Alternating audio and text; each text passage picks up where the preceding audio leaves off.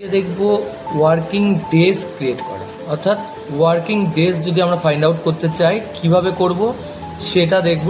Working days find out করার জন্য প্রথমে আমরা চলে যাব হচ্ছে এরকম একটা ডেটাবেস। দেখো আমরা সাজিয়ে রেখেছি এরকম একটা ডেটাবেস সাজিয়ে রাখার পর যেখানে আমার দেখো নেম আছে এমপ্লয়িজের, start date, end date, working days.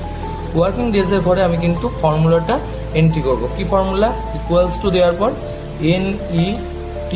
NETWORK network DAYS network days entry করার পর ব্র্যাকেট ওপেন করব।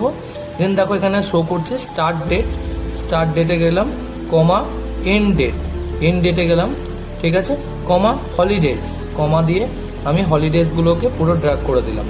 দেন ব্র্যাকেট ক্লোজ করে এন্টার দেব, তাহলে আমার টোটাল ওয়ার্কিং ডেজ এখানে কিন্তু দেখিয়ে দেয়, ঠিক আছে। এবার এটাকে জাস্ট আমরা কি করব, অটো ফিল করে দেবো।